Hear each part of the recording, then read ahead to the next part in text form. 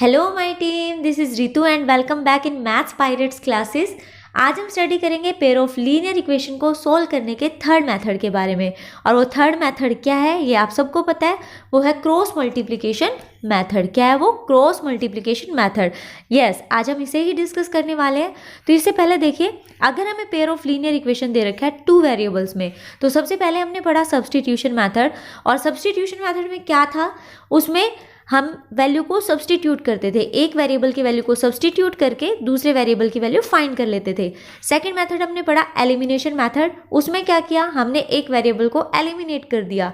क्या कर दिया? एक वेरिएबल को एलिमिनेट कर दिया और उससे हमने सेकंड वेरिएबल की वैल्यू फाइंड की। ठीक है, तो ये दोनों मेथड्स हम कर चुके हैं और आज बात करेंगे हम थर्ड मेथड के बारे में। और वो थर्ड मेथड क्या है, हमारे पास है क्रॉस मल्टीप्लिकेशन मेथड। जैसे कि नाम से पता चल रहा है क्या है, क्रॉस मल्टीप्लिकेशन। तो इस मेथड में कुछ ऐसा होने वाला है कि हमें कुछ क्रॉस में मल्टीप्लाई करना है। राइट, क्या करना है? क्रॉस में मल्टीप्लाई करना है। तो चलिए मेथड को स्टार्ट करते हैं और इस मेथड को हम 3 स्टेप्स में करेंगे। सो देखिए, सबसे पहले हमने linear equation in two variables का एक पेयर ले लिया और क्या है वो, 2x + y = 5 and 3x + 2y = 8।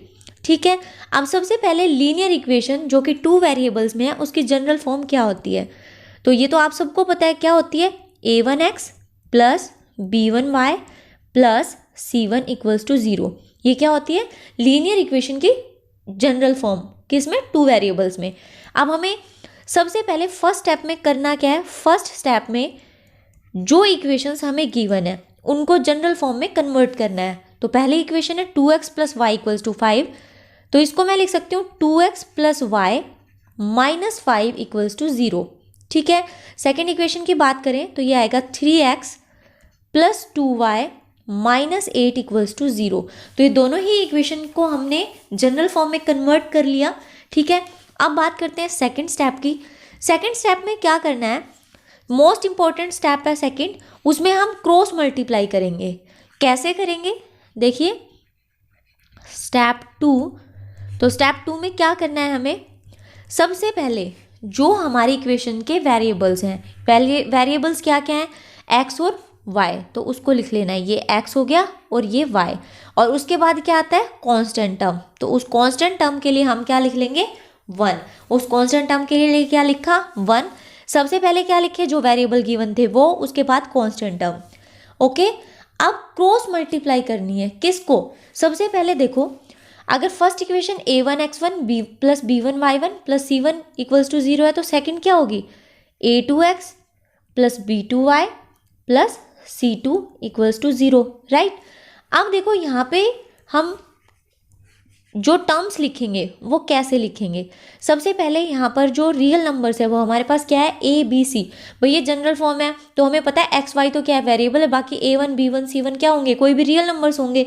तो यहाँ पे देखो a b c 3 real numbers हैं।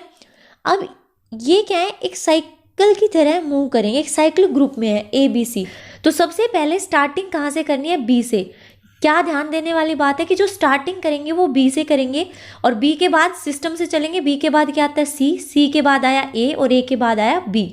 तो स्टार्टिंग की हमने बी से और उसके बाद स्टेप बाय स्टेप चलते गए बी सी ए बी।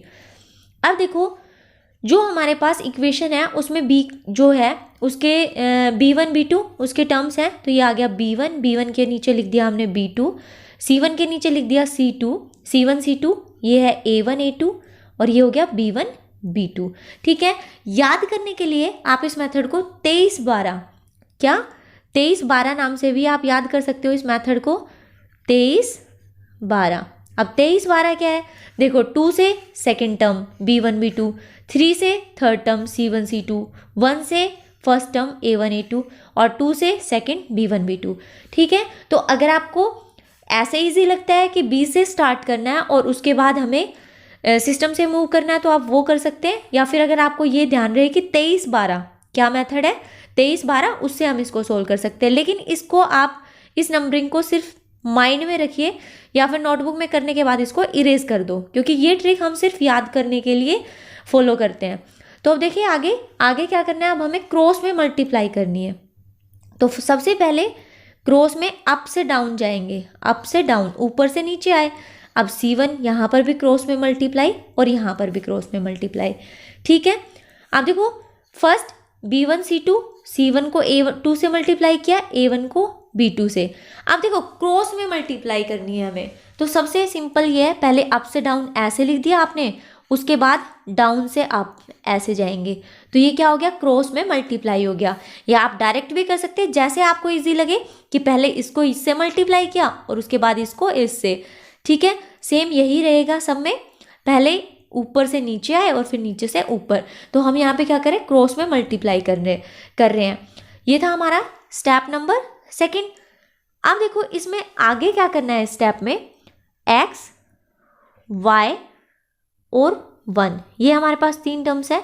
अब इसकी जो वैल्यूज़ हैं वो निकालेंगे। इसके नीचे क्या आएगा, देखो x के नीचे क्या आया हमारे पास, ये x है। मल्टीप्लाई करेंगे सबसे पहले जो ये टर्म है इसके इससे, क्योंकि हमने सबसे पहले यही सिंबल लगाया था ना।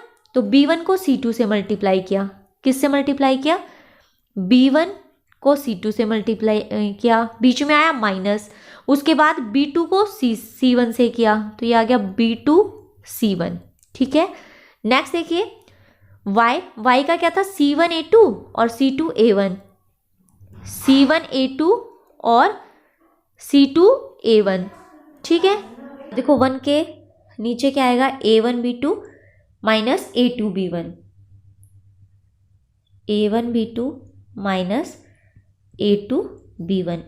अब देखो एक चीज़ को, कि जब क्रॉस मल्टीप्लाई करेंगे तो क्या करते हैं, B1 C2 minus B2 C1, कि जो ऊपर से नीचे आ रहे हैं पहले ये वाली मल्टीप्लाई लिखेंगे, उसके बाद माइनस का साइन आएगा और फिर हम इसको B2 C1 यानी जो नीचे से ऊपर जा रहे हैं उसको मल्टीप्लाई करके लिखेंगे। ठीक है, तो ये समझ आया कि x के नीचे B1 C2 minus B2 C1 आएगा, इक्वल्स टू y के नीचे C1 A2 minus C2 A1, equals to 1 के नीचे A1 B2 minus A2 B1 आएगा। ओके, ये सब था आपको समझाने के लिए। हम क्वेश्चन कर रहे थे कौन सा, ये वाला।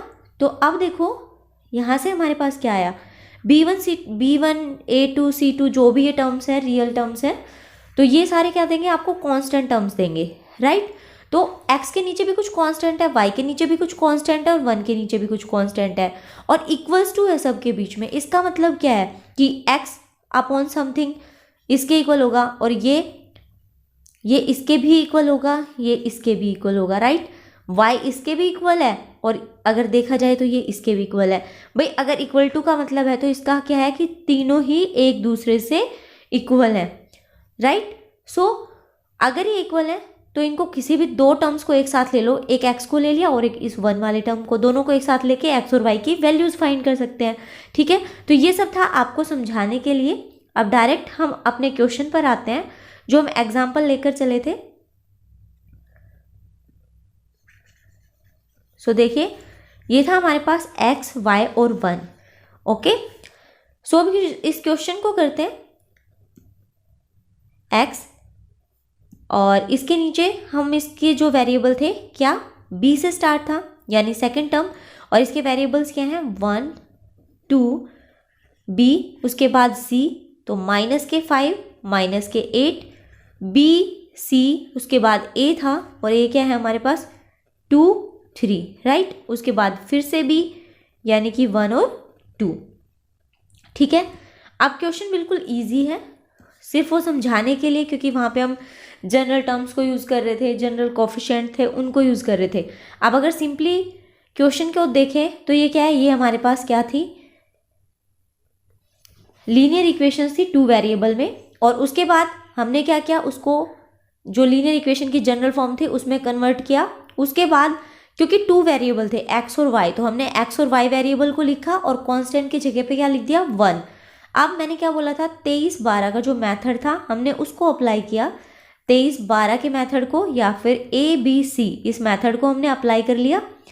ठीक है, और इसके बाद हमने क्या लिखा यहाँ पे, सेकेंड टर्म यानी कि b की वैल्यू क्या है 1 2, उसके बाद c की वैल्यू -5 -8, और फिर a की वैल्यू 2/3, और फिर b की वैल्यू लिखी 1/2। तो है ना बिल्कुल इजी। इसके बाद क्या था हमारा स्टेप कि हम इसको क्रॉस में मल्टीप्लाई करेंगे। क्या करेंगे, क्रॉस में मल्टीप्लाई। ठीक है, और इसकी जो वैल्यूज आएंगी वो क्या आएंगी, देखिए वो आएगी हमारे पास x equals to y equals to 1, right. और इसके नीचे क्या आएगी वो देखते हैं हम। सबसे पहले क्या था हमारे पास, सबसे पहले अप से डाउन में यानी ऐसे मल्टीप्लाई करना है, 1 मल्टीप्लाई बाय -8, 1 मल्टीप्लाई बाय -8, ठीक है, माइनस, उसके बाद माइनस करेंगे और वो आएगा 2 मल्टीप्लाई बाय -5, 2 मल्टीप्लाई बाय -5, ठीक है।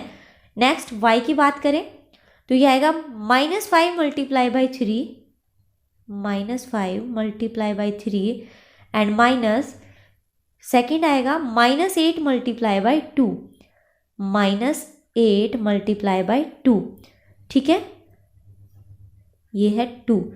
अब अगर करें बात 1 के नीचे क्या आएगा, 1 के नीचे आएगा 2 2 ज़ा 4 -3, ठीक है, 2 इंटू 2 -3 इंटू 1, यही है, ठीक है। अब इसको सोल्व करते हैं तो x equals to 1 multiply by -8, -8 minus 2 multiply by -5, 5 है ना ये, यस, 2 मल्टीप्लाई बाय -5 कितना हो गया -10, बट एक माइनस पहले से था तो माइनस माइनस क्या हो जाएगा प्लस, तो ये आ जाएगा +10 equals to y upon -5 multiply by 3 यानी कि माइनस के 15 माइनस, और ये क्या हो गया -8 मल्टीप्लाई 2 कितना हो जाएगा 8 2 ज़ा 16, और ये क्या आएगा माइनस के 16, बट आगे ऑलरेडी माइनस है तो क्या हो जाएगा ये +16 इक्वल्स टू 1 अपॉन 2 2 ज़ा 4 -3 1 ज़ा 3, ठीक है, यहाँ तक समझ आया।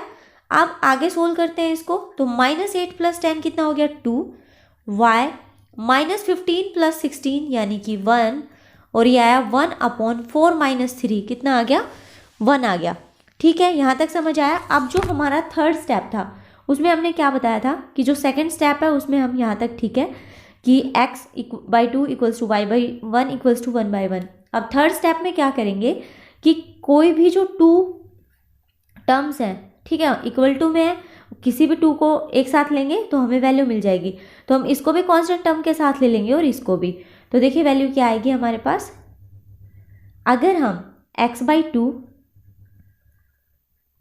और इस 1 को एक साथ लेते हैं तो हमारे पास x की वैल्यू आती है 2, ठीक है, और अगर हम सेकंड y/1 इक्वल्स टू 1 को लेते हैं तो y की वैल्यू आ जाएगी 1, तो ये हमारे पास आ गई x और y की वैल्यू।